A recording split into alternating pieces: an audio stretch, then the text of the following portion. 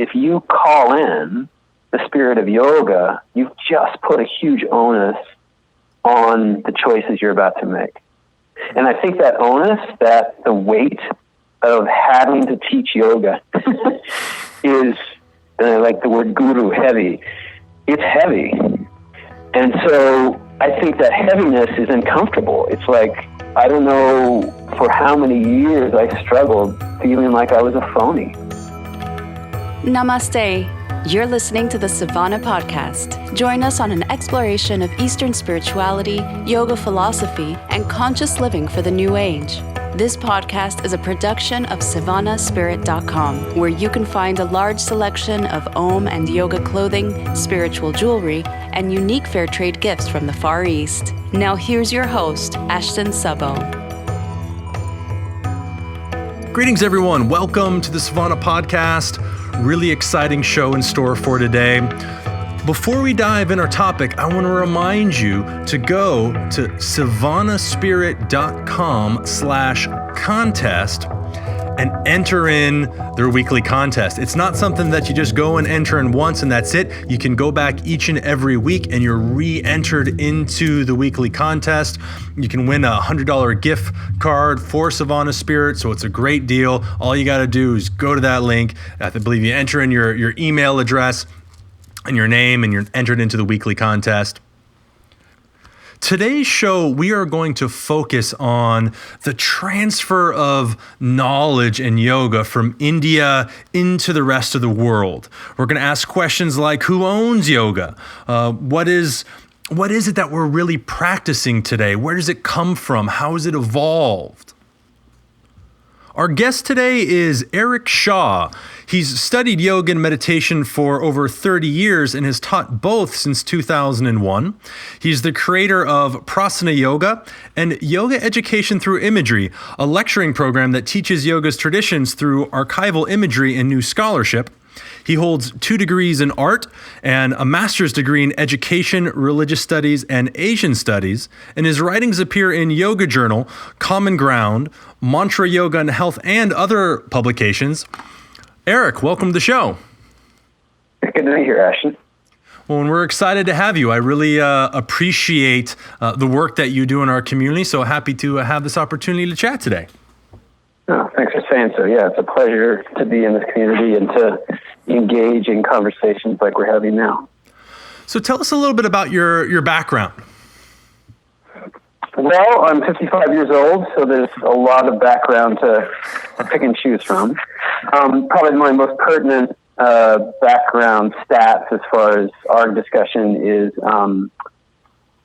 discovering Eastern practices when I was 24 and diving into them with some gusto, and beginning study of them at that point, and then doing academic study later in my life, starting in the 90s in the tradition, and then doing PhD study started in 2004, and continuing that for 7 years, walking away from that program in 2011, and getting another master's degree at that point. So you said he has a master's degree in education, religious studies, and Asian studies. There's actually three different masters. So Oh wow! So yeah. Yeah. So I've spent a lot of time in academia, and I thoroughly enjoy, the depth of discussion that happens there, and I'm kind of passionate about knowing. I'm just I want to know everything I can about the tradition, like a lot of people out there, and I've had some time to do that. Well, and I think one of the things that I personally appreciate about your work and the things that you do is that it seems to me, at least, that you're both very well connected to that scholarly side, but also very much to the popular side as well. You know what's kind of going on in the yoga world, where sometimes those two areas don't always connect. The scholarly world's not always connected to what's going on in the yoga world itself. So it's nice. I love that blend that you bring with a lot of the work that you do. My first study, as you said, was in art, and the thrill of art is that you're at the leading edge of culture at some level. Depending on where you are in the arts, that's more or less true. But that's what delights me about this tradition, is that there is such a backstory. I mean, a massive, delightful backstory, a rich backstory, but there's also an equally rich and delightful and full story in the present, because yoga continues to just create new and new renaissances. You know, it refashions itself constantly. And I love that dialogue. I love bringing a perspective of understanding from the past to the present. And because of the way my life is structured, I probably have a little more freedom to do that than some other people on either side of that line. Well, and to kind of expand on the overall topic of kind of where or how yoga perhaps is evolving and changing today, I feel like we need a little bit of a context of the history of how yoga was introduced and spread to the world more in modern times. I was wondering if you could kind of give us a basic floor plan so we can get our feet solid before we launch off into the discussion some more. Yeah, it'll be nice. I mean, that's the topic I love to talk about probably more than anything else. So practically everything I say is, well, not everything, but I mean, not facts per se, but interpretations are subject to debate. I mean, if you skulk around scholarly circles long enough, you realize that some scholar somewhere is going to contradict almost anything that you say about the tradition. So anyway, I'll try and red flag some of those things that are debatable. And the first thing that I will say is one of those debatable things. We have evidence from 5,000 years back of these Pashupati seals. These seals, the figure from the Indus-Sarasvati civilization in northwest India, along the Pakistani border, that seem to show a figure in yogi pose, in the yoga's pose, from a civilization that died out before the Aryan civilization of India that gave us the Vedic texts, which are kind of the beginning of quote-unquote Hinduism. So there's those figures. So if you believe that that's a yogi, and I believe it's a yogi, then you can say, there's evidence in this culture, the Indus-Sarasvati culture, which had about 200 cities up in northwest India, that there was yoga there. There's also these little kind of rough clay figurines, which are obviously in yoga poses. So we can guess that this civilization that we have really nothing but archaeological evidence from near in greater India produced yoga practices. Then you have the Vedic corpus, which is a group of 4 primary texts that come in what are called several recensions, different forms, and then a lot of commentaries on the text.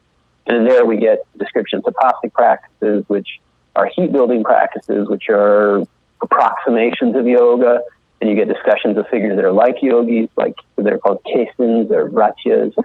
And then we get into the Upanishadic era, which, depending on who you talk to, is dated, to 800 years before the Common Era, or as recently as 400 years before the Common Era, before the birth of Christ. And in those texts, it's pretty much a fait accompli. It's not something we really debate. There is yoga. It's called yoga. It's not posture, but it's meditation practices in very elaborate forms. It's breathing practices. It's chanting practices. And so, that's the point at which, yoga is, uncontestedly in our sphere of cultural experience, and it's starting to take many, many forms.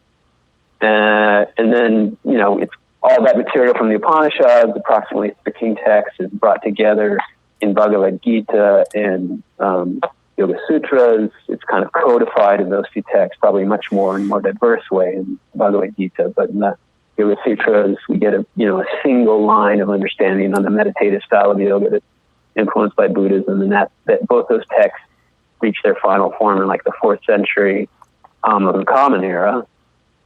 And then the other node we probably look to after that is the development of Tantra, which leads to the development of Hatha Yoga, which is our physical posture-based yoga, around 12th century, after the Muslims come in and kind of wipe out the institutional tantric structures. They're in greater India.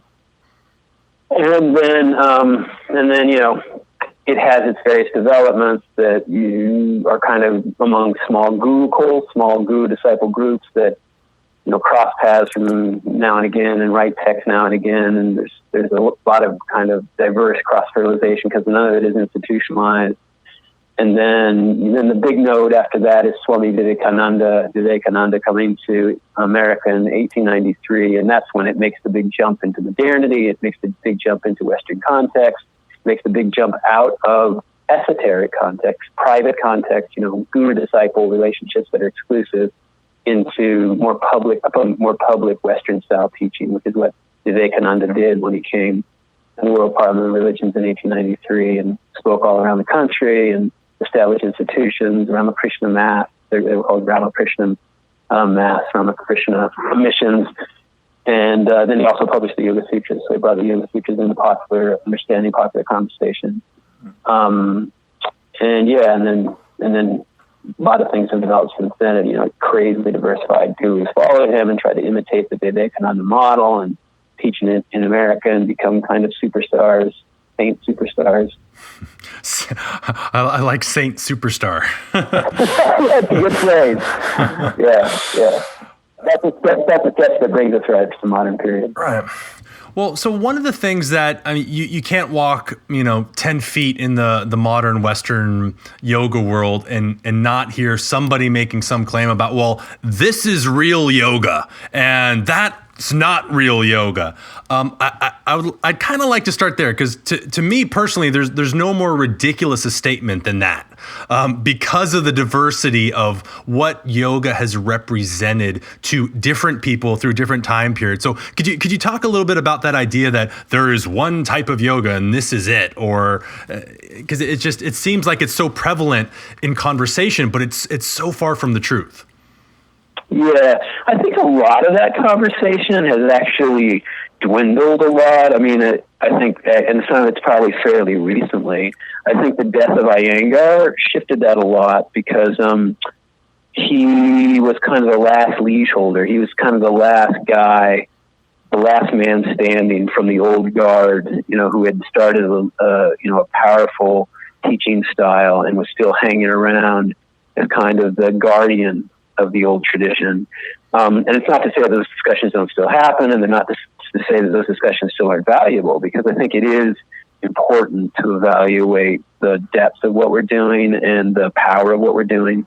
If I can take on that topic in a general way, the metaphor that I like to use in terms of discussing what yoga is or isn't and whether it's good or bad or valuable or not valuable is it's comparative to food. You can eat food that is more or less valuable to your system, and a bag of Cheetos. Some extremists might say that's not food, but if we're going to speak objectively, sure, it's food. If you talk about filet mignon made from an amazing restaurant, or some crazy good rice bowl made from at Whole Foods, that's richer and has so many more kind of thoughts put into it and consideration put into it and fresher ingredients and combined with more expertise, that of course is going to give you so much more than the bag of Cheetos, but they're both food, right? Well, that also is a great metaphor, I think, because you can have two different types of food. You can have Italian food and you can have Thai food, and they both might taste delicious. They're both food, but they're different types of food. Yeah, that's right. So it's not just a difference in quality, it's a difference in style. Right. That we get in the yoga tradition. We get traditions that are deeply sourced, and that's what I always say when I teach in teacher trainings, which is a lot of what I do. I say, this is about investing ourselves in the tradition. If you, just like with the metaphor with food, if you wanted to be an amazing chef, you would understand everything that you could about your art, in order to offer the best creative product you possibly could. So there's nothing wrong with creativity. There's nothing wrong with adapting the tradition to current means. We would do it even if we didn't think we were doing it. But to do it with self-consciousness, with awareness, and with a deep, deep understanding of, as deep understanding as you can muster of what people were doing before, so that you have more tools on hand to make whatever you offer to people rich and informed and valuable and well adapted to both what's possible and what your current clientele can bear is valuable, is very valuable. Yeah. Well, and where does that creativity sit, not only in the necessity of growing any tradition forward and evolving it, but also just in the context of the yoga tradition itself and how it's happened throughout history? Well, you can't remove the creative activity from the development of this tradition. I mean, it's like everything. I mean, and I think I'm kind of aided in this understanding because I was in the arts, and I studied the arts, and I studied art history. I even taught art history at the college level for 4 years. That history is constantly on the move. It's constantly, every one of us is reinterpreting everything that we hear and offer forth all the time. And so that process is not only inescapable, but it's also the live thing. It's the thing that makes any tradition vital. It makes it powerful. It makes it land in its time and place in a way that is of use to people around the planet. And yoga is doing that in such a massive way right now. It's a delight to be in the middle of it. And how do you frame then that delight, as it were, to the traditionalists that say, well, like, no, you're making this up, or it's not that, you can't do that, and like, where do we find a common place of where we can all meet with that? Because there are those that say, well, like, no, you gotta completely stick with the tradition, because if it hasn't been done before, then we have no right doing it. Like, what do you think in terms of is the avenue with which we can kind of meet at the very least, an accepting place for both of those polarities? Well, I think you meet in an accepting place if you're seeking an accepting place. You're not going to arrive at that place. Right. So I'm curious, perhaps, to say, like, if you've got a student that's coming up to you that's immersed in a particular tradition, and they're like, well, there's no room for creativity here in yoga. Like, I'm doing what my lineage has told me to do, and I can't deviate from that. Well, I personally think there's value in, if you're in a tradition, staying within the boundaries overall of the tradition. I also find tremendous value in creativity and pushing the limits of things. So I'm just curious of, like, how that conversation can be approached to recognize the value in both. Yeah, and it would have to be specific to that conversation. Is that person open? Are they taking so much juice from being aligned with their lineage or their their line of authority of bowing to whatever guru disciple relationship they set up under whatever terms, that they're not eager to hear anything that would contradict that? That may be your read on that person in that situation. And I'm not an evangel. I have no agenda to change anybody's mind. I mean, if people invite me in and they want to learn more, I'm in heaven. But I'm not an evangelist. I don't have any agenda trying to prove, that one way is better than another way. I love to be involved in debate. I love to jump into conversations and offer things. But if someone doesn't want to step out of their comfort zone, that's their prerogative. That's fine.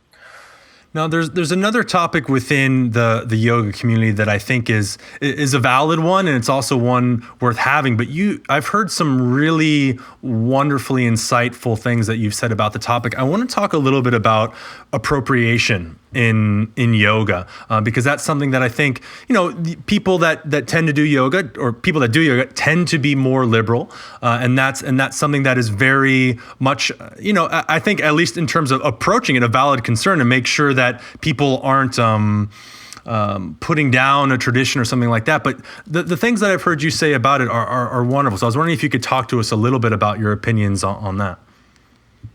Yeah, well, to start off with, I don't have any respect for those conversations. I think the idea of appropriation is a canard. I think it's one that, if we look at it with any seriousness, we're being hypocrites at every level of the conversation. I mean, every level of the conversation. The trade-offs between human cultures, especially if you study history, if you study particularly art history, because it's a tradition of creativity, the trade-offs are so immense, so back and forth. There's so many intentions involved that if you seek to kind of isolate, wall off one realm of human culture and say, this realm of human culture can't be participated in by these bad people over here, it's so anti-liberal. That's the funny thing. I mean, there's so many streams that have become a part of modern liberalism, and many of them are very self-contradictory. I mean, it's so against the liberal attitude of the marketplace of ideas and the sharing of knowledge and the taking of initiative. Every progressive idea that you or I might cherish as liberals, and I do consider myself a liberal. I'm much more moderate than I used to be, but it's contradicted by such a concept that you couldn't allow yourself to be influenced by another culture, that you couldn't allow yourself to express some brilliant idea which is flowing through you, because you're going to divide one group of human beings from another and say, this human being's, undertakings are off limits. I can't participate in anything from Hinduism because they've decided that they own it and they're not going to share it. And so I respect that. I'm not going to use any Sanskrit. And you tie yourself in incredible knots to try to avoid the expression of anything that was coming through you from a culture that's so rich, because it's affected us in so many subconscious ways. It's affected our culture in so many profound ways, let alone the overt ways. Do you feel then that it's kind of like a no holds barred in the sense that then anything goes, or do you still feel that even given your strong feelings about that there's a way to approach it while still allowing full use, but with respect, or I don't know if you would use the word respect. What are your feelings on that? Well, I think respect is always good. I mean, respect is always better, right? I mean, if you approach a tradition with respect, you're going to get so much more out of it. So that is definitely part and parcel of what, is going to invigorate whatever it is you decide to offer forth. But one thing, I mean, in my preparation, in my whole religious journey, I was at one point drawn to the Christian tradition very deeply, and, studied the Bible and its evolution. And one thing that one of my professors impressed on me was that the profanation, to make some aspect of the Bible profane, advances the dialogue around the sacred as much as to make it sacred. And I know that sounds almost heretical, but when you look at even the production of the Western tradition, if you look at the prophets that are now enshrined in the Old Testament, Micah and Jeremiah and Ezekiel, etc., they, in their day, were profane. They were outcasts. They were the people that were going against the grain, who were saying crazy things that nobody believed in, that said was totally contradictory to the tradition. And now they are the foundation of the tradition. It's like Jesus says, the cornerstone that is thrown away shall become the foundation of the tradition. And that's not the exact quote, but it's the deep encounter with a tradition that produces creative activity, which becomes a gift to later culture.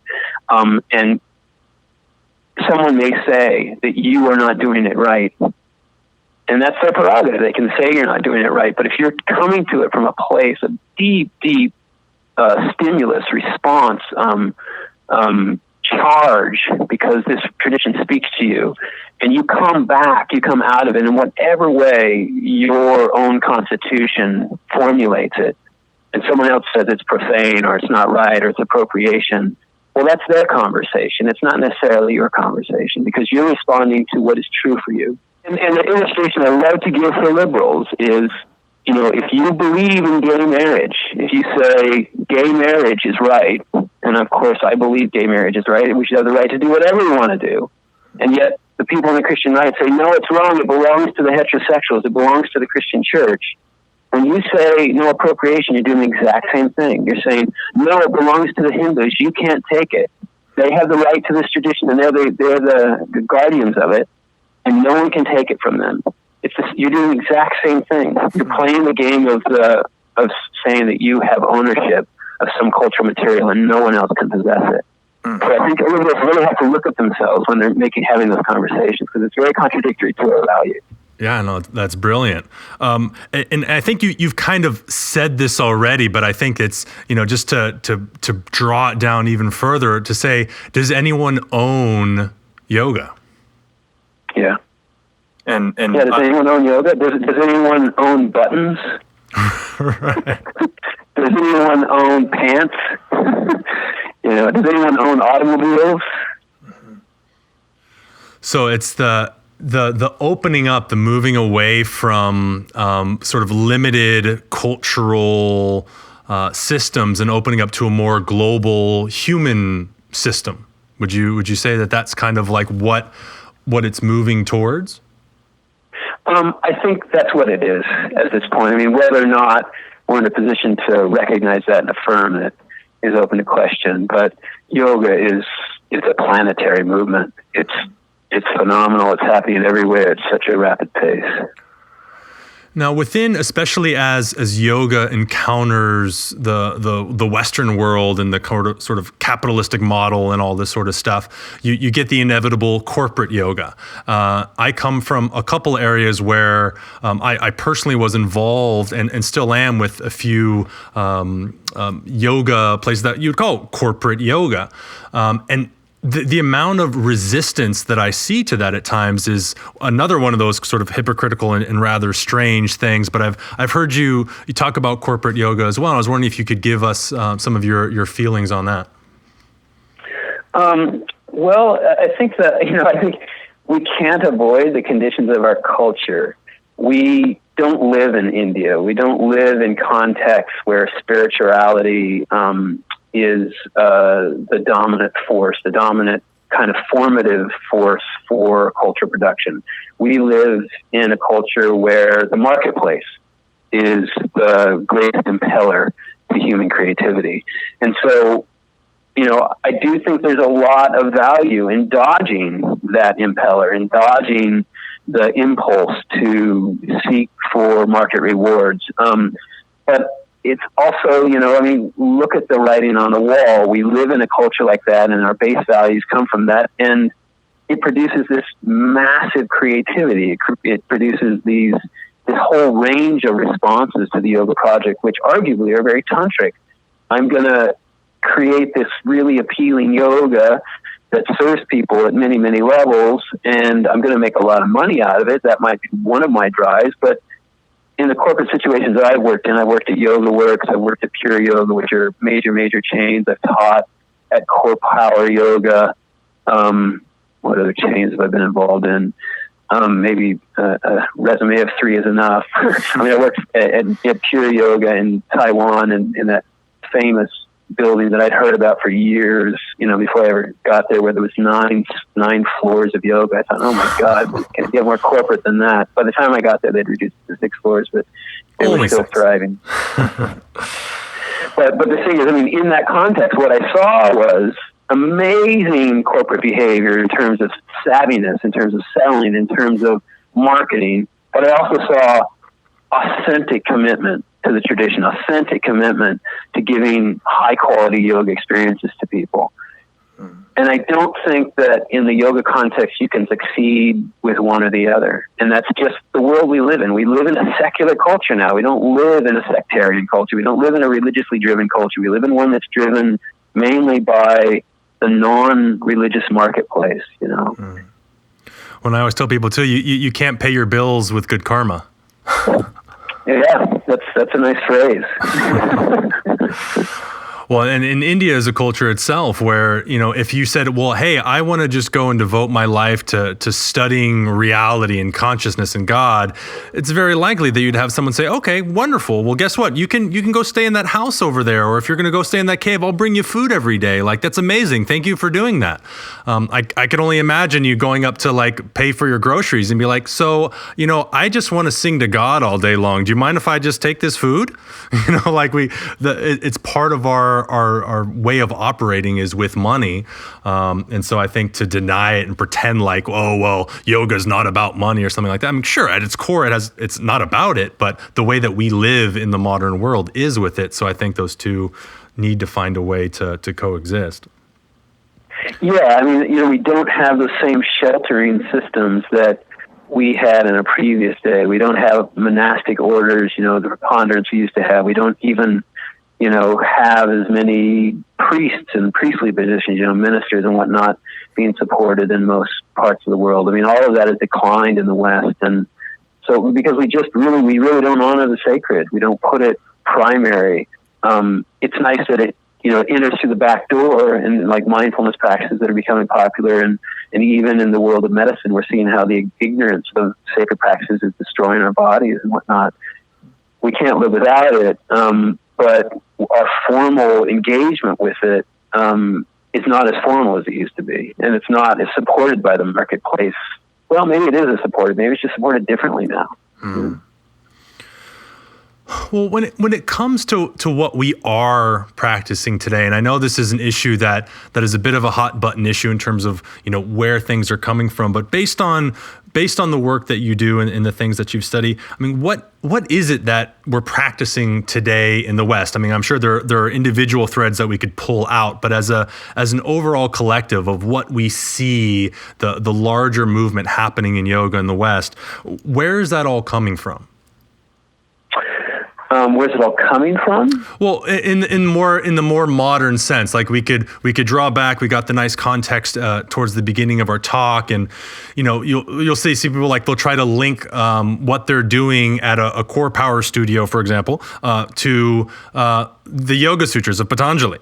To try to draw those links is a bit of a stretch at times. So the question is, from your research and everything else, like, is this mostly an adaptation just of the more ancient stuff? Is it more modern anyways? When we talk about, like, you mentioned Iyengar earlier and all the stuff coming from Krishnamacharya. I recently had Elliot Goldberg on the show, and he was talking about some of his works from the guys that predate Krishnamacharya. They're doing it a decade or two before him and looking even more like the modern yoga practice. Where it feels at times because of that we're a little rudderless, like we don't have much of a direction because we're not really certain, or at least we're not agreed upon yet where this is coming from, or perhaps we don't need to because of the creativity factor that you mentioned earlier. Well, you know, I think the waters have been muddied. I think it's very clear where the practices come from. I think it's unfortunate that Mark Singleton's book, Yoga Body, was so widely misinterpreted. You know, people saying that the posture didn't exist before the 1920s and 1930s. And it's just too bad that, I mean, there's probably millions of people out there that are thinking that because of a few sentences in his book. I don't think it's muddy. I think it's very clear where the tradition comes from. I think if you look at the history with any kind of care, you see the, you know, primary evolutionary points, like what Krishnamacharya and the host of other teachers in the Hatha Yoga Renaissance, you know, Vishnu Ghosh and Swami Shivananda and others did in the 1920s, 30s, shifted it, you know, to a foundation of health, and that's undeniable, and fitness. But I think it's extremely rare, and maybe I haven't had wide enough experience, but I do go to a lot of different yoga studios. It's extremely rare that I walk into a yoga studio and I'm in a class where someone's calling what they're doing yoga, and it doesn't feel like yoga. That's a rare experience for me. I think I've only had it once. Most of that, I mean, to a lesser, greater degree, are calling in the spirit of the practice. And like I said, it may be richer, it may be more shallow, but if you call in that spirit, and it really is a mystical thing. If you call in that spirit, you say what you're doing is yoga, and with sincerity, even based on a very limited investment, you go out there, you know, the teacher training with only 200 hours, and I'm going to teach some yoga. Something happens. And what do you feel for the new age guy? But that's my experience. You know, something happens. Well, and what about the people? Because there is, and I've noticed on social media, and a few, I think it was a few months ago, there was a number of articles being shared of teachers coming out and saying, "Well, I don't feel like what I'm doing is teaching yoga anymore." Now that might be a case by case basis. Yeah, with Jay Brown, that that came out, and other people started coming out at the same time. I mean, what do we do with that for people that are struggling with that, or yoga teachers, for example?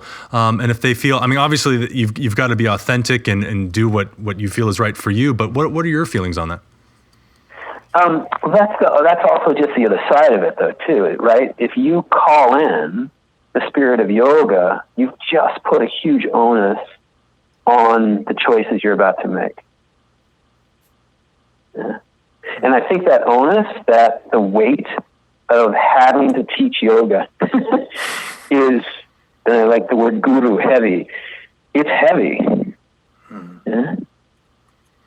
And so I think that heaviness is uncomfortable. It's like, I don't know for how many years I struggled feeling like I was a phony. Yeah?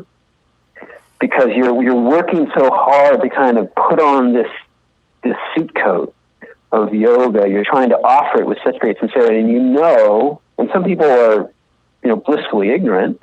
Maybe they're better off. That there's this massive, set of cultural productions behind you, and set of definitions and teachers with so much training that have offered this before you, and are even offering it right now with better training than you.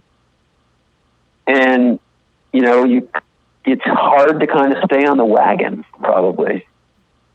And, if you don't want to bear that friction of always being pulled forward to teach something deeper and more true to the human spirit, then maybe you just want to chuck it all together. And if that's what these people are doing, that's their choice. If you don't feel like you want to live up to that standard, because I do think it's a really high standard, and I do think it constantly evolves us, and it forces us to be better people in the position of a teacher. Mm-hmm. If that's too much for you, it's a free country. You don't have to do it. Or at least at the time of this recording, it is a free country. So where do we go from here? Like where do you see, or perhaps maybe not where do you see it evolving, but how would you like to see yoga evolve from here? I have I just said I don't have an agenda. I do have an agenda. My agenda is that I want people to know the tradition. I'm not saying they have to, and I'm not saying they're bad if they don't. But that's what my work is aimed towards, and that's what brings me happiness and delight, is to teach people where this all came from and how amazingly rich it is, and how many kind of points in our own development as human beings, the full expression of a human being, that this informs. So, my little tiny bias is that people would learn the tradition more and better and invest themselves in it. And if they're not excited about it, they're not. But I would love for people to be more excited about that, and therefore have the yoga project just get deeper and deeper and offer people more and more benefits. Well, now, in addition to obviously then training with people like yourself, what would you encourage for people that want to start going down that avenue more as a starting place of like, okay, try these books or this place? Like where can people who want to learn more about the traditions go? Well, there's no limit to resources. I've definitely got, my pet text that I recommend to people, but... And what would you mind sharing some of those with us? What would I say? There's the traditional text, of course, which, you should spend a little time with all the time.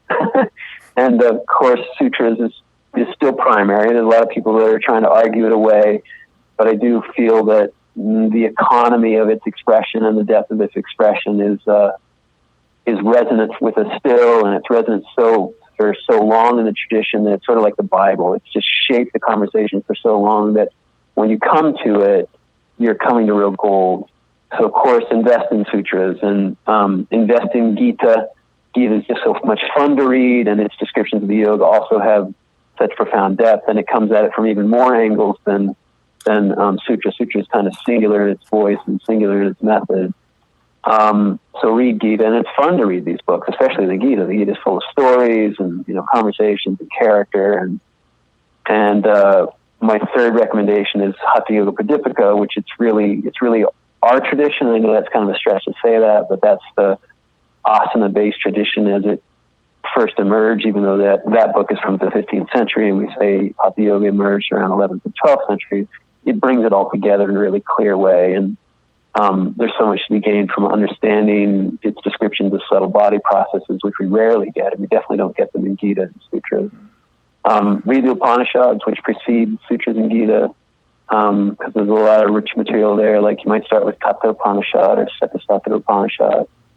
One of the questions that I get a lot is give like if I give a text, I'll say, okay, well, do you have the like translator or the commentator? Who do you recommend that? So with those, with the three main ones that you mentioned, with the Yoga Sutras, the Gita, and the Hatha Yoga Pradipika, do you have particular translations that you mention to people? Yeah, and I should probably say Pradipika. I mean, I know I lapse into American Sanskrit all the time. But you and me both. I've probably got some listeners out there saying, he's not a real scholar.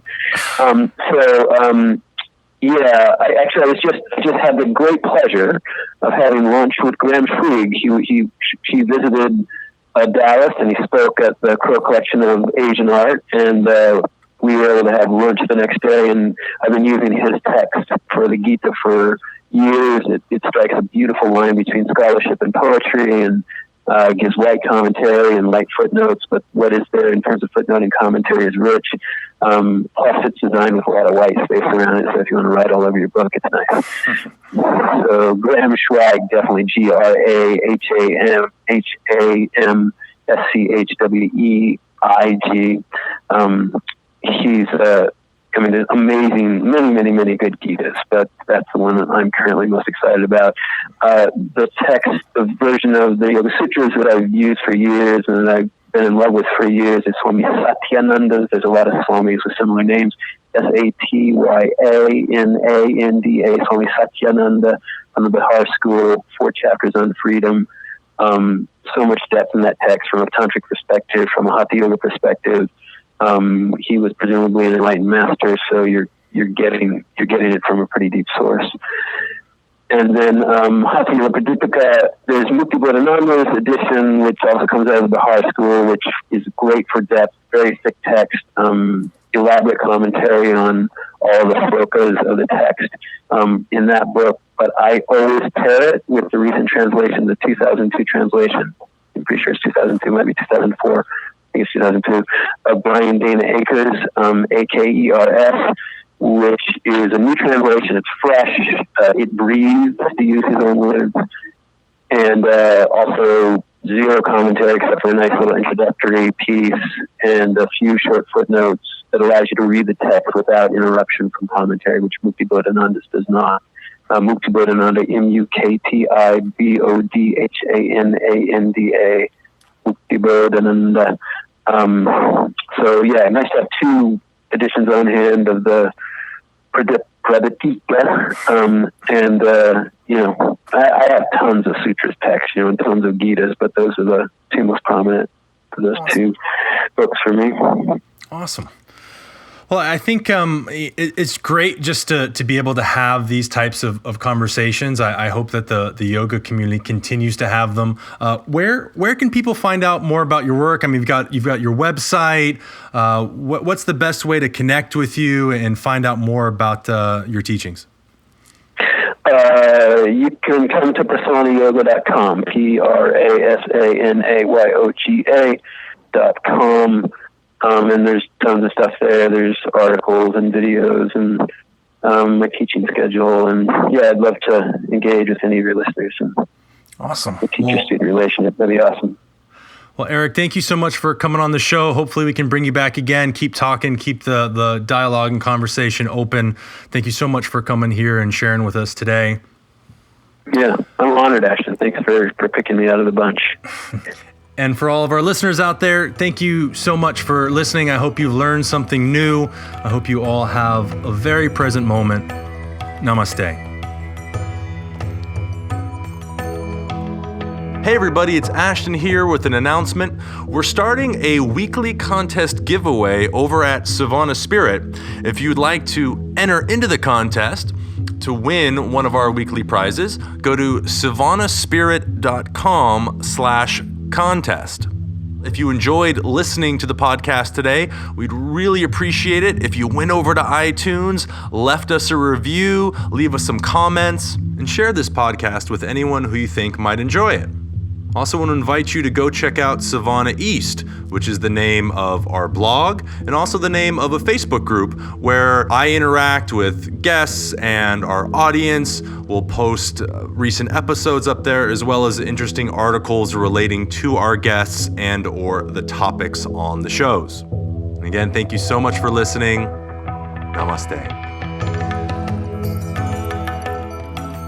You've been listening to the Savannah Podcast. To find out more about Savannah, go to savannahspirit.com or follow Savannah on Facebook at facebook.com/Savannah Spirit. For daily inspiration, check out our blog at savannaheast.com. Be sure to join us next week for a new episode, and thank you for listening to the Savannah Podcast.